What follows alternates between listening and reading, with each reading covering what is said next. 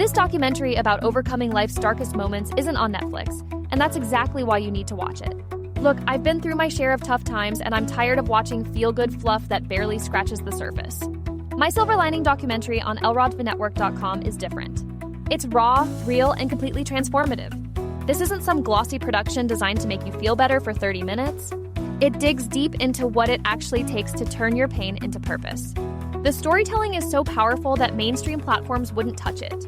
But that's their loss and your gain. You get exclusive access to stories that will genuinely shift your perspective on adversity. I watched it 3 times because each viewing revealed something new about resilience. The convenience of streaming it on lrodvinetwork.com means you can pause, rewind, and really absorb these life-changing insights. Don't settle for surface-level inspiration when you can access something that actually moves the needle. Head to lrodvinetwork.com right now and discover the documentary everyone's missing.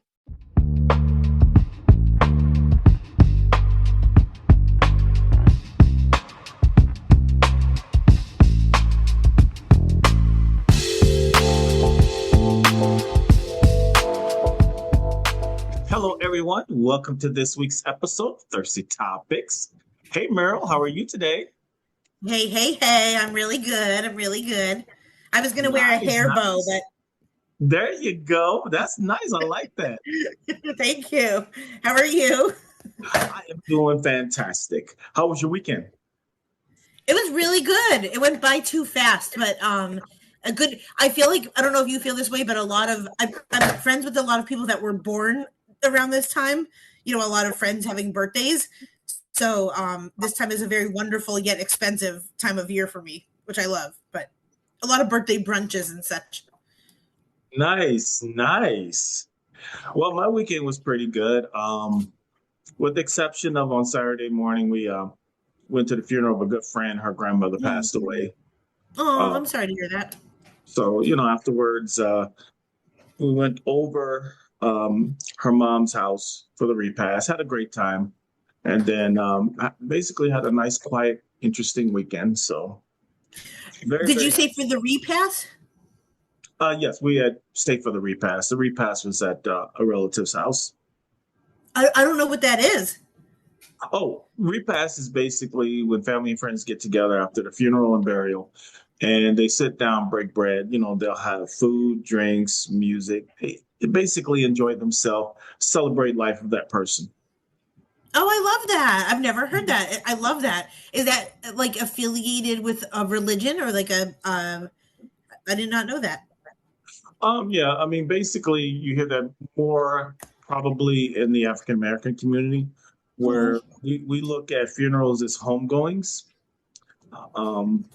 basically to go be with the Lord, something that we cherish very, very deeply. That's so awesome. That's so funny because in like Jewish culture, we have, sitting shiva. I don't know if you've ever heard that. That basically after someone passes away, you're supposed to go, of course, Jewish people, we have to make it like about guilt where we have to go and like sit in our house and basically, and it's very beautiful. I'm just kidding if anyone's whatever, but basically you cover the mirrors in your house because you're not supposed to like be vain during this time or care about a lot of the outside things. And usually you sit down and like sit shiva and then people come and visit you and you're kind of like in a state of grief for a while. So I always love learning about the different customs that people have, like celebrations and funerals and all that stuff. I think it's really interesting. Oh yeah, definitely. I mean, I did hear about the covering of the mirrors. I didn't know what that related to. So that was something I never knew. So that's really good to learn. So as a Leo girl, very into myself, as a Jewish woman, I did not like that. I'm like, my grandma would have really wanted me to look at myself in every mirror. So maybe not so much now, but when I was growing up, I was like, how can you take this away from me? It's all I have left with now I don't have a grandpa and I can't see myself. We are going to start this subject off with something that a lot of people have been talking about, and that is the Oscar highlights. Yay.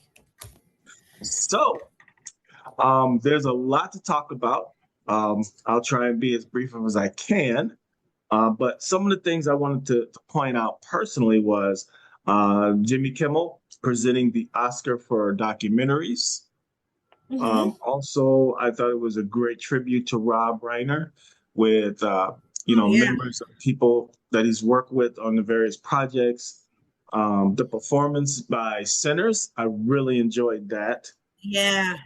Um, and the one thing that was a little surprising, I thought the way that the winners of the original song Oscar was rudely cut off, uh, and the lights dimmed as they were talking. I thought that was a little over the top. I get it, you need to move it along, but yeah, those are my highlights there. What about you, Meryl?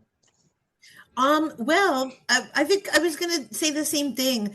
Like, there was a lot of people.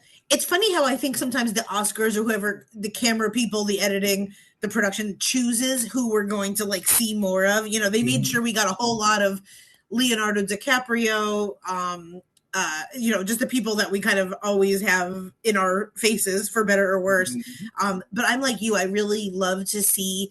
I thought, I mean, we'll get into it with my first story too, but like Ryan Coogler, Michael B. Jordan. It just seemed like the quality of people to me has gone up a little bit. Like I felt like the past couple of years were a little bit vapid and just I wasn't caring about stuff. And I feel like to me this year seemed like it was a little bit more about the art and actually filmmaking, which seemed, which I'm a fan of.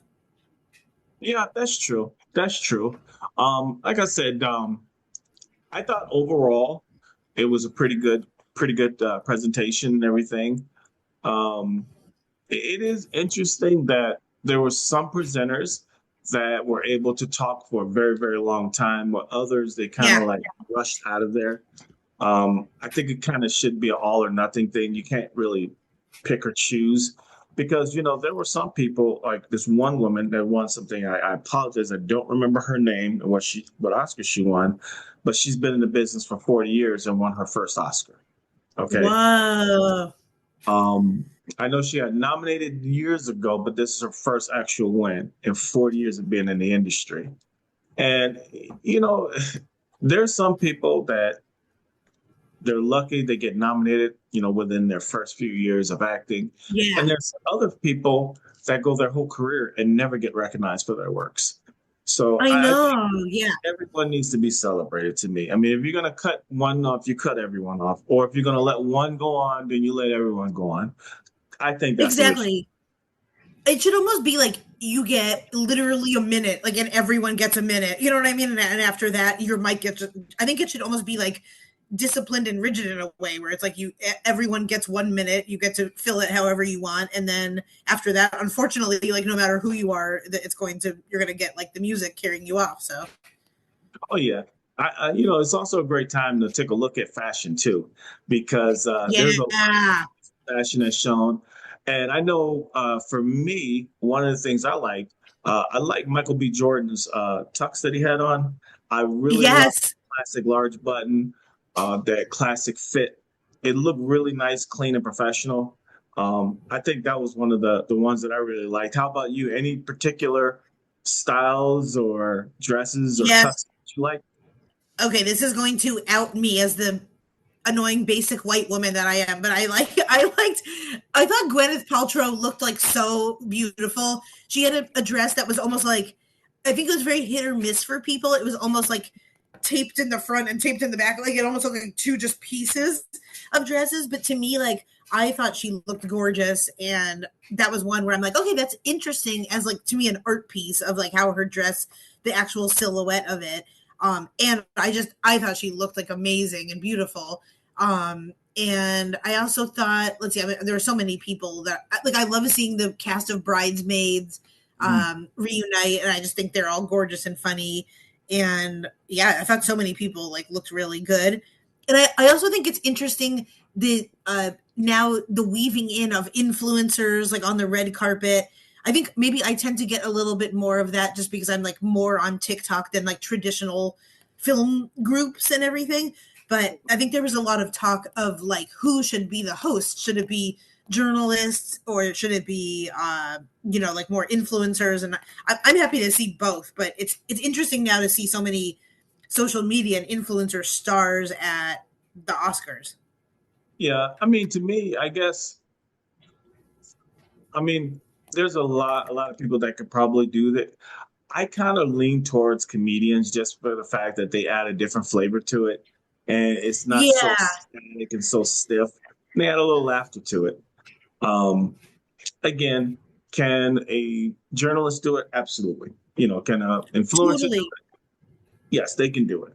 But I don't know. It's just something about comedians that bring some laughter and some fun to the room. And a real good comedian can take anything and turn it into something special.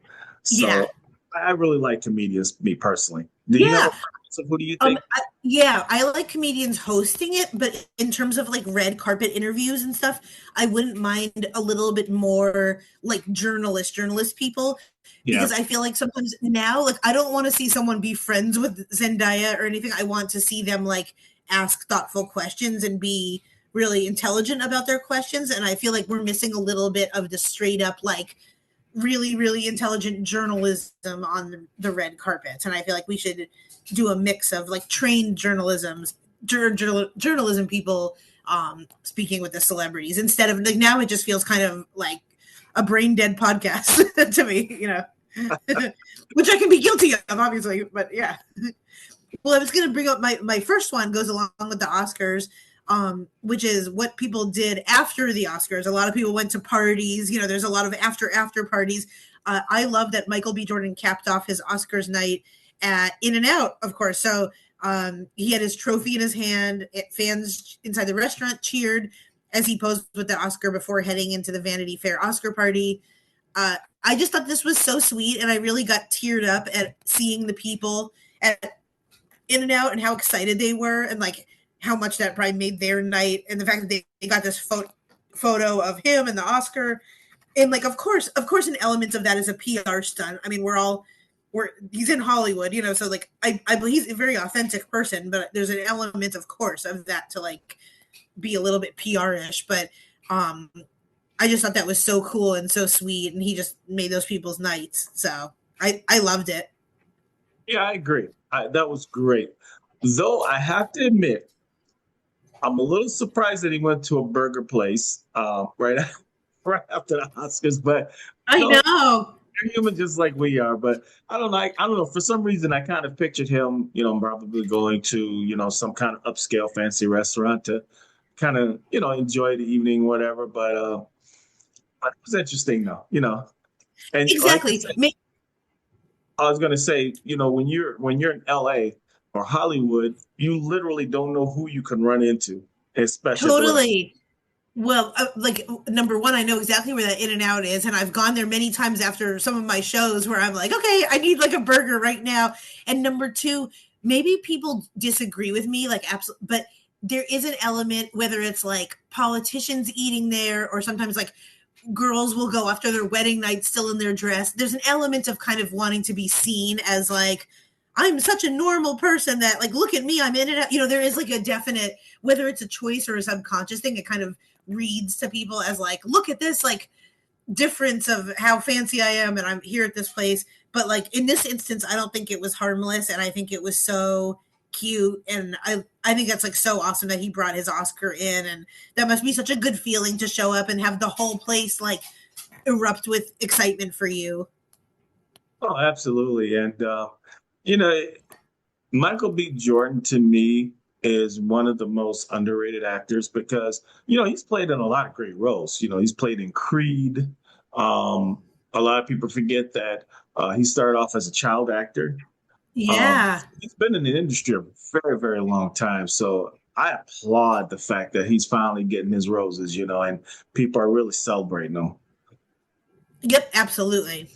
Yeah. So my hats go off. Did you get a chance to see Sinners?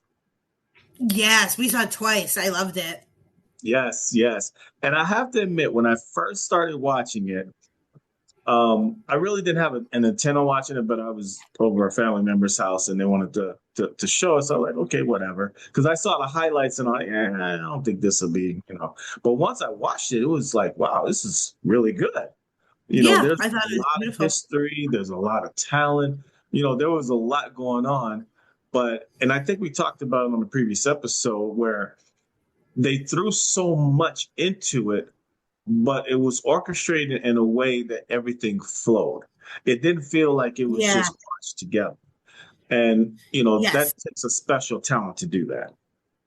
Totally. And I really like Ryan Coogler. I think he's going to be around for a long time, and I'm excited to see what he like comes up with next. And just as a director, he seems really interesting, and he just seems like a really nice person. Like that's what I mean is like this year, like his vibe seems a little bit refreshing for like what we're seeing in Hollywood and the kind of the darker things. And he just seems like an actual like talented, kind of conglomerate that he has going on. Yeah. And let me ask you this. I want to say that Sinners received, I think, 4 Oscars that night. With all the nominations that they had, did you think they would get more Oscars?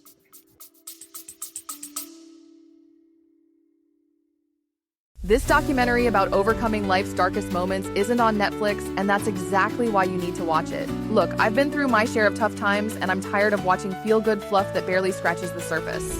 My Silver Lining documentary on lrodtvnetwork.com is different. It's raw, real, and completely transformative. This isn't some glossy production designed to make you feel better for 30 minutes. It digs deep into what it actually takes to turn your pain into purpose. The storytelling is so powerful that mainstream platforms wouldn't touch it. But that's their loss in your gain. You get exclusive access to stories that will genuinely shift your perspective on adversity. I watched it 3 times because each viewing revealed something new about resilience.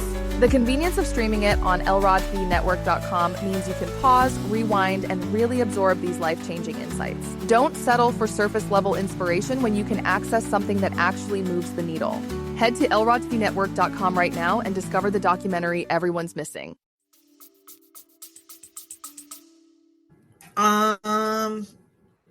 No, I didn't. I really didn't. I thought 4 would be good. I thought because there were so many other also good choices.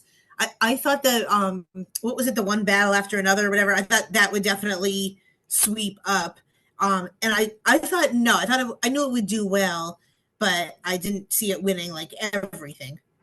I know I talked about her before, but the actress who's like gorgeous. She's a little bit on the like heavier, curvier side, but she played one of the twins' wife, and she was into like the voodoo.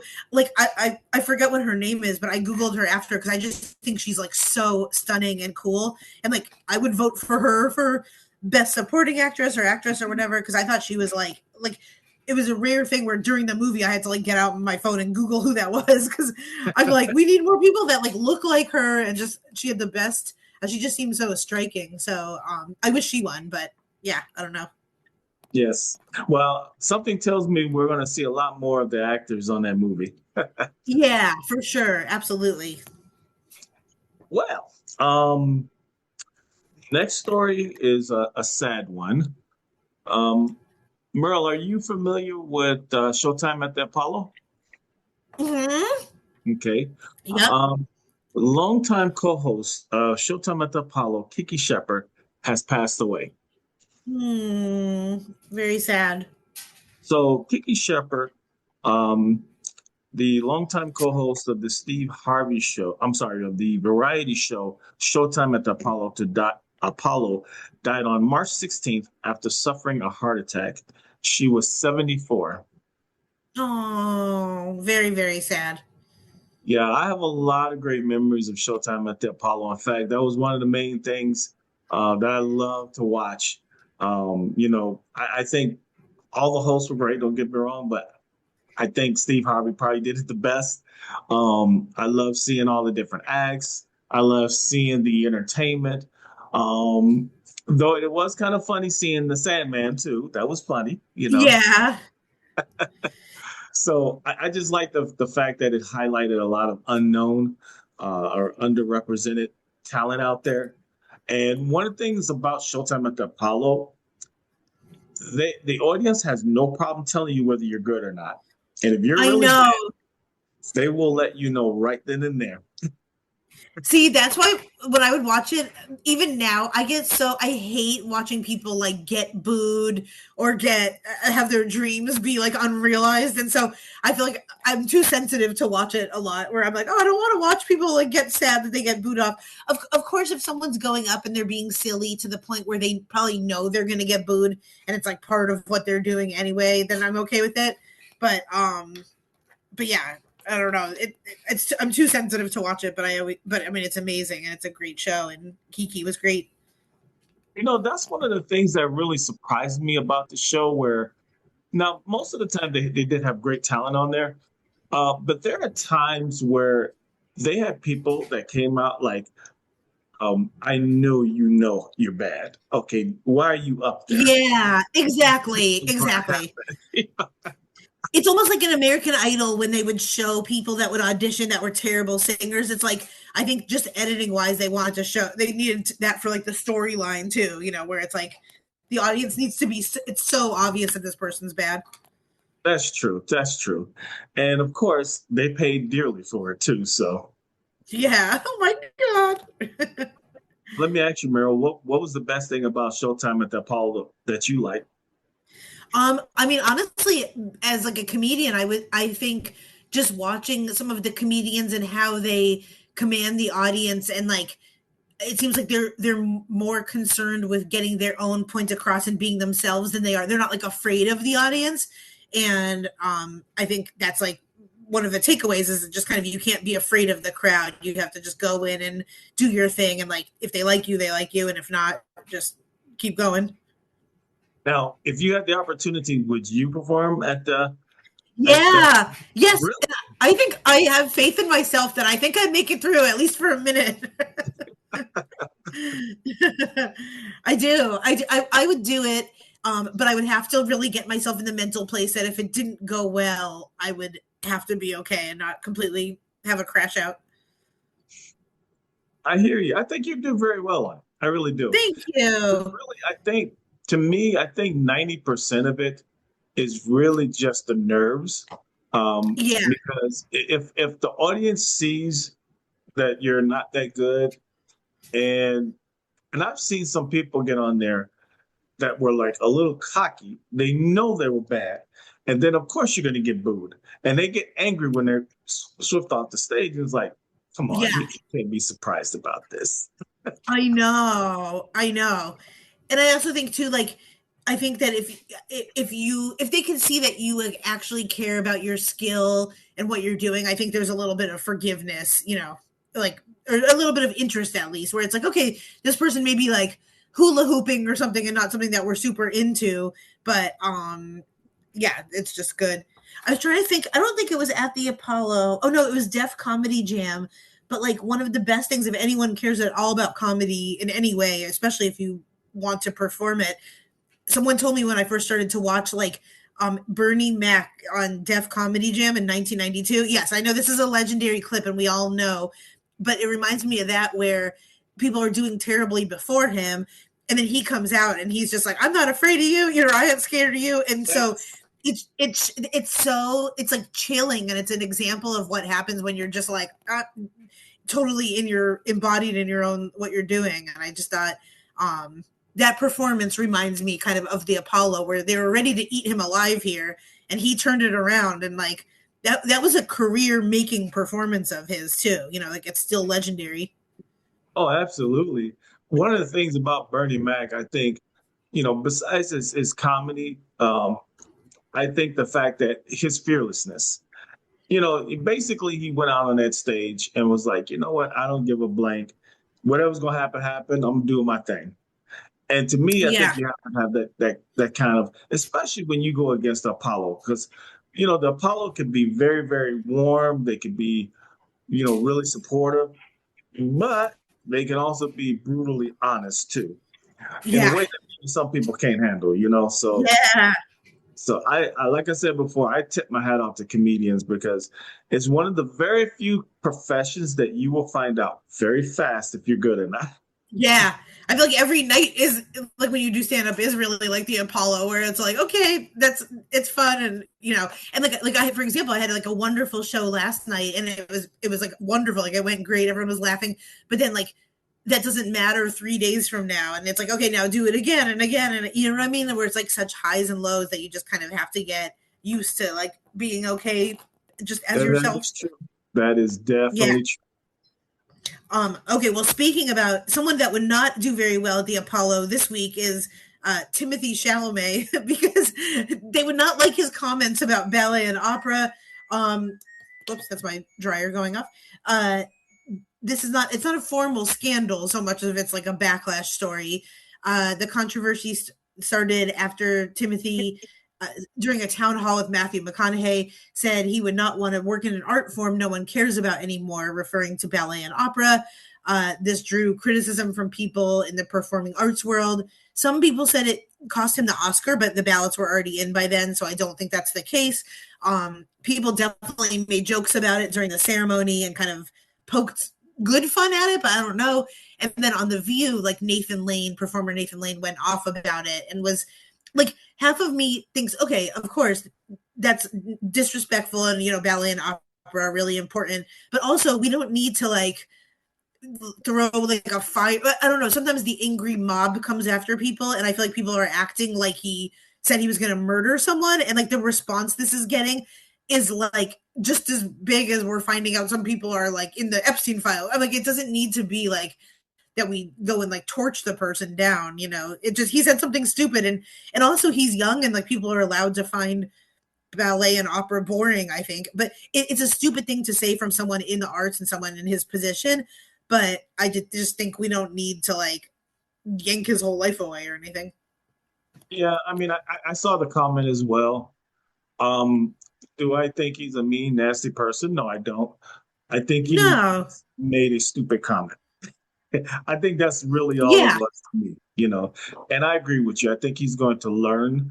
And I'm quite sure a few people have pulled him aside and be like, hey, don't ever say that again. And here's why you shouldn't say that, Exactly. And it was almost like when you were watching, to me, it was like after he said it, his body language kind of spoke like, uh-oh. You know what I mean? Yeah. Yeah.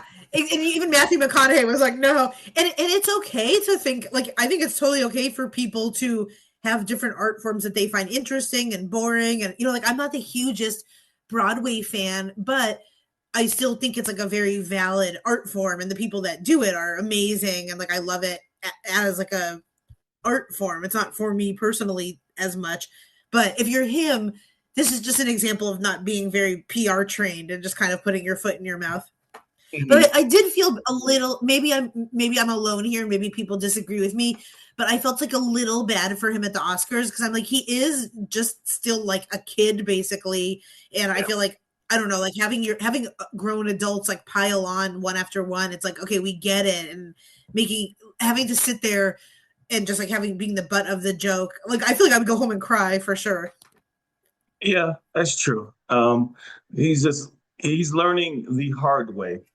Some of the ups and some of the downs of being exactly. Yeah. And last year we raised him up, and this year everyone wants to tear him down. Oh yeah, and I think Ice-T had a great analogy years ago when he was on The View, and he had made a comment and said, "This is how it works in this industry. If I were to take my keys and throw it across the room right now, that could potentially end my career. Just that one stupid moment." And that's how it is when you're working in entertainment. Is one bonehead move that, maybe was innocent, didn't mean anything by it, can have a detrimental effect to your career. Whether it's fair or not, that's a whole different subject, but you have to be aware of what you do and say when you're in entertainment, because, every contract, a major contract has, in one way or another, have this thing called a morality clause, which means that if something that brings bad light to you and or the people that's paying you, they could cut your contract. Right. But So now we wonder why like so many people why Hollywood seems bland because everyone's afraid to speak out and say anything because like the cancel monster will come get them, you know? yeah, but it's another thing too when the cancel monster affects your pocketbooks too, Exactly. Then I'll be like, I love ballet, I love opera. I would say this is a learning moment for him. Totally. Well, my last topic is actually a great topic to end on. So, Black women are the fastest growing group of entrepreneurs in the United States. Yay. I love that. So, based on this article that I'm a report that I'm looking at here, and this is from Black Enterprise. It states that more Black women in the United States are becoming entrepreneurs. In fact, according to Wells Fargo recent report, the impact of women businesses, Black women are the fastest growing group of entrepreneurs between 2024 and 2025. Black women owned employer businesses grew by 13%, and their revenue increased by nearly 6%. For Black women-owned businesses without employees, revenue grew by 8%, and the business grew by 13%. So I think this is a great, great, great way to end the show. And it just shows that when things are thrown at you, obstacles are put in your way, you can get through it. No matter how hard it is, Yeah. you can push through it. And I celebrate this. What about you, Meryl? Oh my gosh, absolutely 100%. I mean, I think like women in general and especially Black women, I think that's so cool. I feel like there's so many uh Black entrepreneurs here in Los Angeles, whether it's in like kind of the ones that I know tend to be more in like the entertainment or food or beauty or wellness. And like there's some of my favorite businesses and shops and experiences to do. So yes, that's a resounding heck yes for me. Like Absolutely. I'm open to like I would like all different types of people to be business owners and every like I'm open to at least that, but I think as we're seeing, this is normally a group that unfortunately has not been able to slash like hasn't been yeah. So I love it. I think it's great. Yes, yes, definitely. And the report further goes on to say that while the report attributes the rise in women-owned businesses to strong entrepreneurial ambition, there's one factor missing from the equation, especially for Black women. The rug was pulled from underneath them.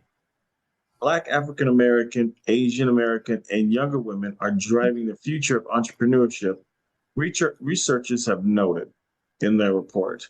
In 2024, Asian American and Black African American business owners were more likely to, let me see here. Sorry, I got a little bit cut off. Oh, that's okay. I hate when that happens there. That happens every second in my brain. While you're looking for that, I was also going to say that's one reason I love. That's one good plus about that. I love living in Los Angeles. I forgot where I lived in LA because I do feel like there's a big push here to support, or at least I feel that way. Other people may feel differently, but like around my friend group, around the people I hang out with, like there's a big support of like Black led businesses, female founders, like I love living in a space and area where that's kind of the norm and that's celebrated. And so I felt that way even in San Diego. That was a little bit more on the Mexican Hispanic side, but I think whatever we're allowed to say. So some of my friends don't like, I think the other day I said like Latinx or something. One of my friends is like, never say that again. And they were, and she's like, please call me Hispanic. So anyway, whatever terms people want to be called, I think everyone should have the chance to be a great business owner and hire other people and just make the world better. Absolutely. Well, the part that was cut off, in 2024, Asian American and Black African American owned businesses were more likely to be started by women than men. And millennial and Gen Z startup entrepreneurs were more likely to be younger entrepreneurs, according to Gusto survey research. So Love it.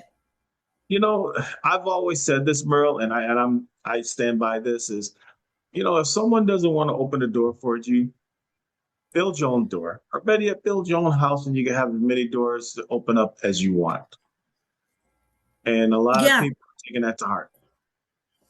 I think so too. And I do think, like I said, if someone's watching then they live in a town where that's kind of not the norm, or you just feel like you're still kind of being squashed down, I recommend to people like try to find a bigger city to live or try to be on the outskirts of a bigger city because chances are people have a little bit more of like an open mindset Hmm. there. So to me, it's like if you're in a place that doesn't accept you, try to find a new.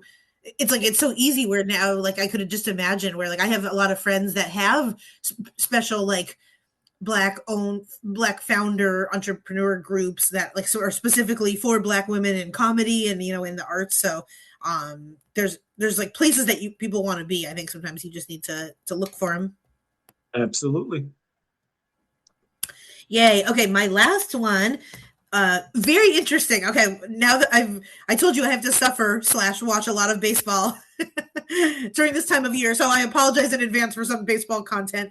But I wanted to get your thought on this. So, very long story short, is Cal Raleigh when it came out of a World Baseball Classic game between Team USA and Mexico when Mariners catcher Cal Raleigh did not return teammate Randy Rosina's handshake at the plate. The clip took off online. Rosnia reacted angrily afterwards, but Raleigh said the next day there's no beef between them and described him as his brother, but just basically said, I'm in the mindset now where we're not teammates. Now we're like on opposing. This isn't, we're not on the Mariners right now. We're on Team USA versus Mexico. So basically, I hope I'm getting my point across, but pretty much like it was a world classic. Normally, these men are on the Mariners together as teammates, but in this situation for the World Classic, they're not. They're rivals. So he went to go shake his hand, and Cal Raleigh kind of like dissed him a little bit, and people freaked out. Now, I think even if you're rivals, it's not that serious. And like if someone is your Mariners teammate, you can still give a high five, a hug. There was like a really good example of this. Of I think it was Manny Machado and like Luis Ariz or something. It was two Padres, and they were on opposing teams for the World Classic game. But when they saw each other, they hugged, and it was so sweet and nice because it's like, hey, we know we're against each other right now, but it's like not that serious. So Cal Raleigh got into a lot of heat, and it's just been something people have been talking about. So I wanted to get your thoughts on it.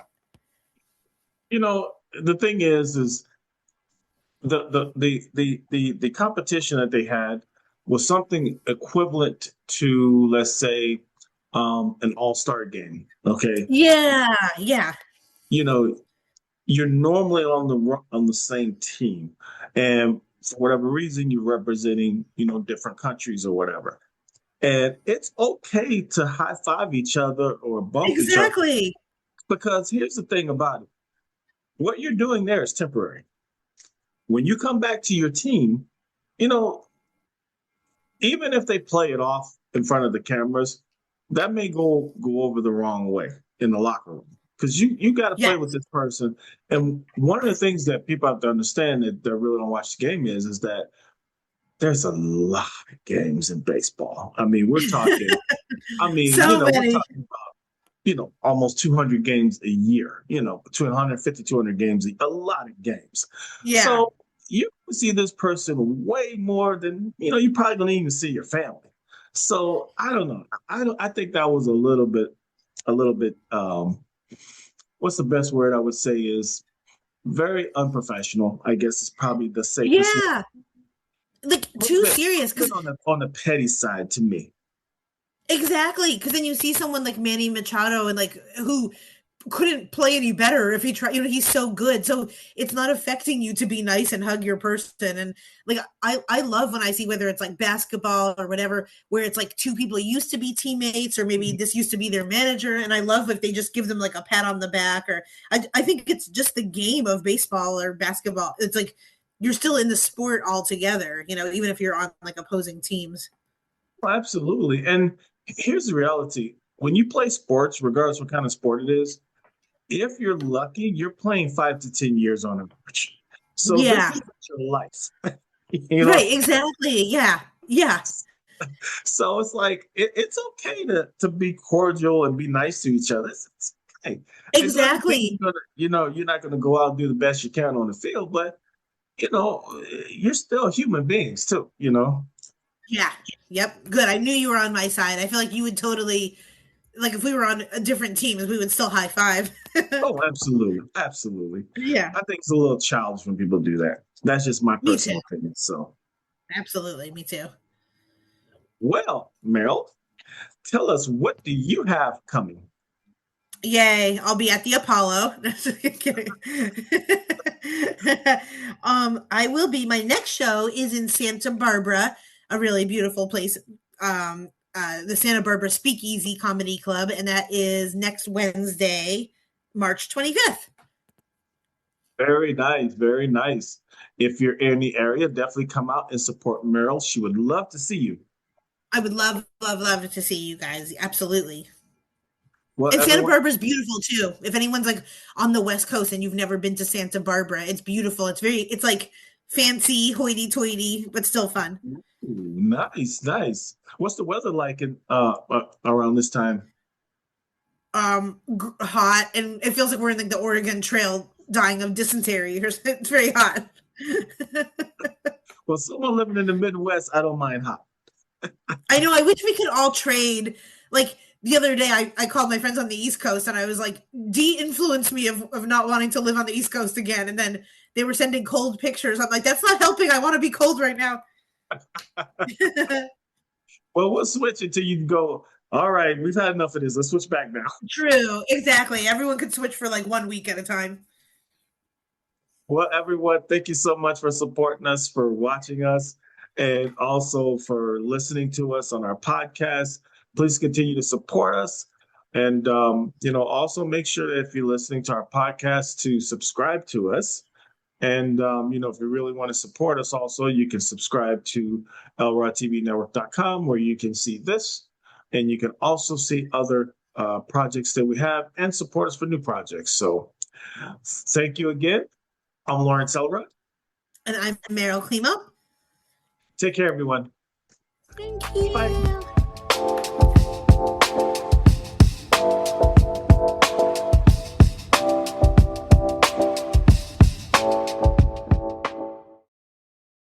This documentary about overcoming life's darkest moments isn't on Netflix, and that's exactly why you need to watch it. Look, I've been through my share of tough times, and I'm tired of watching feel-good fluff that barely scratches the surface. My Silver Lining documentary on lrodthenetwork.com is different. It's raw, real, and completely transformative. This isn't some glossy production designed to make you feel better for 30 minutes. It digs deep into what it actually takes to turn your pain into purpose. The storytelling is so powerful that mainstream platforms wouldn't touch it. But that's their loss and your gain. You get exclusive access to stories that will genuinely shift your perspective on adversity. I watched it 3 times because each viewing revealed something new about resilience. The convenience of streaming it on lrodthenetwork.com means you can pause, rewind, and really absorb these life-changing insights. Don't settle for surface-level inspiration when you can access something that actually moves the needle. Head to lrodthenetwork.com right now and discover the documentary everyone's missing.